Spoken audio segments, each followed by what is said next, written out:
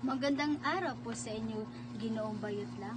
Ako pala si Bini Angel T. Bautista. At narito po ang aking ginawa na slogan poster na pinamagatan, kultura ang espiritu ng isang lipunan na dapat nating ingatan at pahalagahan.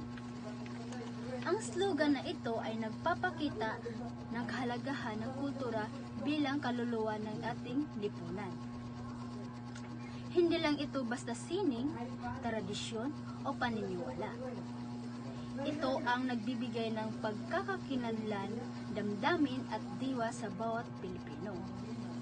Sa panahong unti-unting nakakaligtaan ng ating pinanggalingan, dahil sa makabagong impluwensya, mahalaga ang ipaalala na ang kultura ay hindi dapat iwanan kundi pagyamanin at protektahan.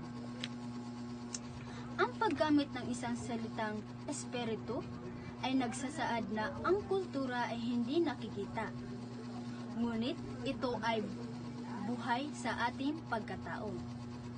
Sa wika, sa kasaysayan, sa pananampalataya at sa sining, kapag nawala ang kultura, para na rin nawala ang ating pagkakakinlanlan bilang isang bayan. Sa poster na ito, makikita natin ang may malaking isang ibon. Ang ibon nito ay sumisimbolo sa ating bayan o lipunan na tila nagbabantay sa ating kultura. Ang malaking papel ay lumulutang sa paligid na sumasagisag sa ating kasaysayan, panitikan at karunungan. Mga yaman na ang ating kultura na dapat ipasa sa susunod na henerasyon. Kasama na rin dito ang imahe ng isang krus. Ito ang isang imahe ng isang krus na kumakatawan sa ating pananampalataya. Isang mahalagang bahagi ng kulturang Pilipino na ipinapakita ng krus na espiritualidad na ay hindi lang paniniwala kundi bahagi ng ating kolektibong pagkatao at karanasan bilang isang bansa.